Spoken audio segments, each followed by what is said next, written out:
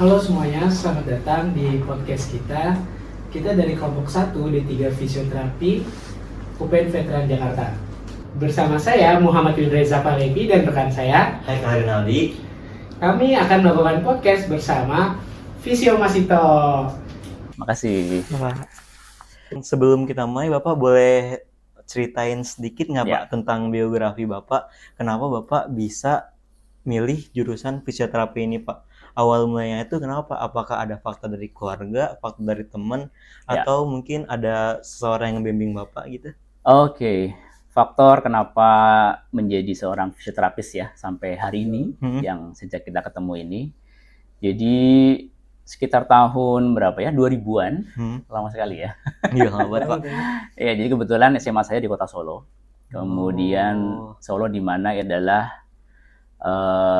lahirnya fisioterapi dan kampus fisioterapi miliknya Kemenkes kan di sana. Jadi hampir karena kita suka rutin lihat gitu kan. Iya. Dan kampus itu dekat rumah kita, jadi sering kita lihat, kita kunjungin. Kemudian ini jurusan yang cukup unik ya. Benar-benar. Ya. Kalau boleh tahu, di bagian gaya menyenangkannya itu gimana ya?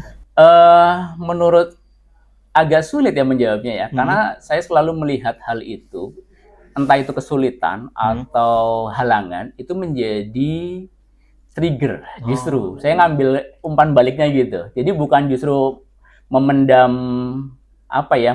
menenggelamkan kita, artinya hambatan-hambatan itu atau rintangan itu, tapi saya ambil bahwa ternyata ketika orang nggak tahu intinya apa sih kan gitu, diberitahu kan. Berarti Bapak itu tipe orang yang kalau misalkan ngelihat tantangan itu bukan sebagai penghambat, tapi sebagai kesempatan gitu ya Pak? Betul. Keren banget Pak. Karena kalau nggak gitu siapa lagi? Kan yang punya profesi kita. Ya betul. Kemudian jangan sampai marah, kemudian orang ke tukang urut. Jadi jangan sampai marah dong, nggak boleh marah kita itu sebenarnya. Ya karena ketidaktahuan masyarakat itu. Jadi jangan kemudian kok ke situ? Ya mana tahu kan gitu, kalau kita sebagai orang awam kembali, ya kan nggak tahu, emang bisa kan gitu, akhirnya balikan ke kita, ya bisa. Nah itu, jadi kurang informasi sebenarnya, kurang keluar gitu kitanya. Oke. Tapi pas awal lulus tuh sempat bingung nggak sih Pak mau lanjut kemana? Ketika saya udah daftar untuk lanjut diploma 4 pertama, generasi pertama ya, jadi generasi pertama, angkatan pertama, semua masih D3 seluruh Indonesia, saya baru D4, saya udah dapat kursi. Dapat kursi, kemudian tinggal masuk bulan depan istilahnya gitu. Nah tiba-tiba saya apply ke Saudi Arabia. Itu ceritanya. Jadi, nah dari situlah kemudian ada pilihan, saya harus melanjutkan atau harus keluar negeri dulu. Gitu. Di situ Bapak milih yang keluar negeri. Keluar negeri dulu. Jelas ya. Iya, karena opportunity-nya mungkin kalau nggak sekarang nggak tahu lagi. Iya, itu. Jadi challenging-nya di situ. Toh nanti kampus ini masih ada. Kalau saya udah pulang, saya kuliah lagi deh, kan gitu. Biasanya gitu. Sampai bahkan direkturnya telepon saya. Direktur Poltekkes itu waktu itu, ini mau diisi nih kalau memang nggak lanjut. Karena kuotanya terbatas, kemudian banyak dari instansi atau nakes-nakes yang sudah kerja pengen sekolah lagi. Nah itu. Akhirnya saya lepas, saya berangkat ke Saudi Arabia. Gitu. Nah, terus sebelum ke Saudi Arabia itu Mas Vito, kira-kira paling susah tuh nyiapinnya apa tuh? Entah mental, bahasa. Nah, oke. Ini menarik. Cerita tentang bekerja di luar negeri itu sebenarnya juga tidak sengaja. Tanda petik tidak sengaja karena pengumuman itu berada di kampus. Jadi pengumuman itu masih tertempel di dinding kampus. Kurang lebih ketika saya tanya itu sudah ada, biasa kan setelah wisuda kan kita udah keluar ya, udah ke kampus lagi kan. Nah itu udah terpampang infonya, udah 2 bulan nggak ada yang mengisi. Jadi benar-benar nggak ada yang nggak ada yang berani, atau memang nggak tertarik, atau memang sudah pada kerja. Saya tanya ke dosen saya, ketika lagi ngurus untuk lanjut diploma 4 kan, saya tanya ini masih kosong nggak kira-kira gitu. Oh masih kosong, ya udah. Syaratnya apa? Ijazah, udah selesai dah gitu aja. Ya ijazah, ada ijazahnya, kemudian karena itu kan dari kampus, jadi memang udah pasti tahu ini syarat-syaratnya, sudah apply, kemudian dari Solo saya ke Jakarta, kemudian ngurus visa untuk fisioterapinya, sudah saya nunggu sekitar 2 bulan lah, saya berangkat. 2 bulan Dua baru bulan. berangkat. baru berangkat. Yang bisa kita ambil dari sini Bapak tuh pertama-tama kayak bakal belajarin Ya, kamus yang sering dipakai gitu ya Pak, yang bakal sering betul. dipakai. Yes. Terus jaga sopan santun di Pasti luar ya, negeri gitu. betul. Oh, ya Karena Pak, siap. kultur berbeda Hmm. gitu. Dan itu akan kita ngikutin setelah beberapa bulan sih, akan adaptasi baik dari ya semuanya lah ya, makanan, bahasa, ritme, karakter orang, kita akan tahu setiap pasien itu Siap. bagaimana. Terus kenapa pulang Mas? Kan karena Mm-mm. rata-rata orang Indonesia ya, Mm-mm. nyaman di luar negeri. Ya gitu ya. Nah, Bicara nyaman, betul. Cuman karena waktu itu kebetulan ayah saya sakit, jadi memang harus pulang lah ya.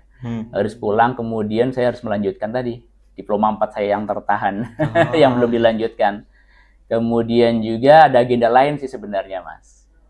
Menikah. Oh, iya Bapak. Ya, menikah. Jadi itu jadi kembali lah. Oke, berarti dapetnya tetap di Indonesia. Iya ya, bukan Habibie.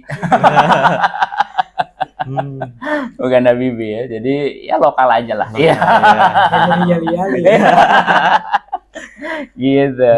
Mas kan sebagai WNI yang tinggal di Jeddah. Poin kebangsaan apa atau nilai identitas apa yang paling Mas pegang tentang Indonesia gitu?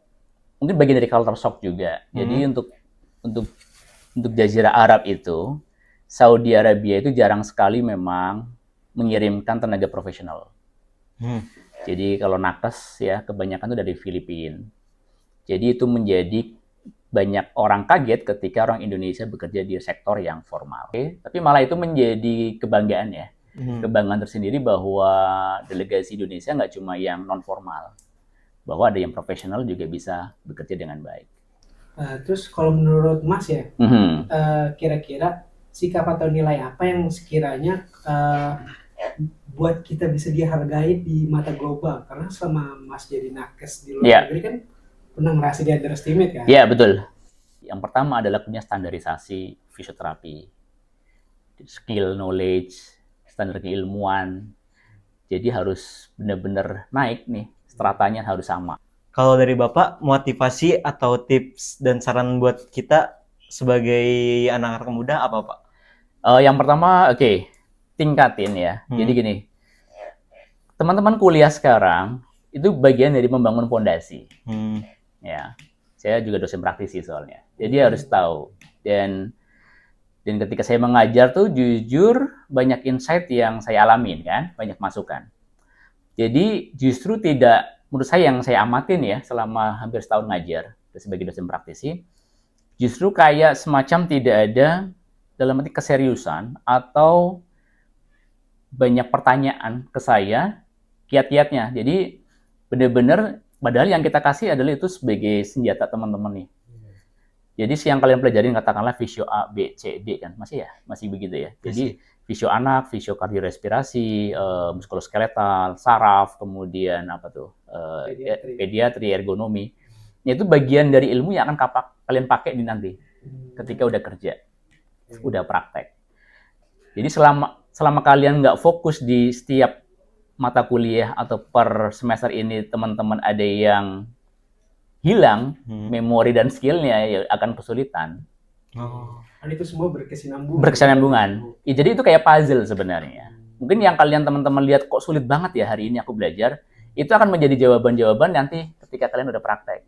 Oh ini ternyata fungsinya. Oh ini saya belajar ini tuh arahnya ke sini. Baru kalian membuat puzzle-puzzle itu menjadi suatu bangunan. Itu yang saya amatin. Jadi seakan-akan sulit, tapi ketika di lapangan, oh ini, kita belajar ini tuh fungsinya ini, gitu loh. Baru kepake nanti. Baru kalian mengkorelasikan, menghubungkannya dengan jam terbang praktek. Jadi harus tahu dasarnya dulu. Harus tahu dasarnya dulu, bagaimanapun, nggak bisa enggak. Mungkin terakhir nih, untuk teman-teman yang sedang berproses dan juga mendengarkan podcast kita ini, apa sih pesan-pesan dari Mas Ito buat kita yang masih berproses ini? Yang berproses tetaplah belajar. Karena jujur hari ini di saat teman-teman belajar ini kemudahannya lebih banyak. Ya, kemudahannya lebih banyak. Dulu saya harus beli Sobota tuh mahalnya minta ampun. Sobota 5 juta, 2 juta ya. 1 juta. Dulu kita cuma gambar aja. Model gambar. Ya sekarang tinggal kalian pakai iPad, semua bisa.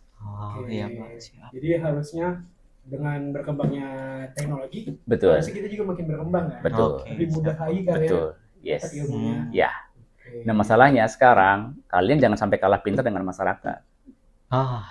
Sepakat nggak? Sepakat. Maka, Pasien kalian tuh lihat ChatGPT loh. Betul, betul. Kalau betul. kalian nggak paham, ngeri kalian Iya. nanti. tidak digoreng. Bahkan Iya. ada utas yang kayak nyebutin belajar lagi deh dok. gitu. Ya, karena merasa tahu itu. Ya.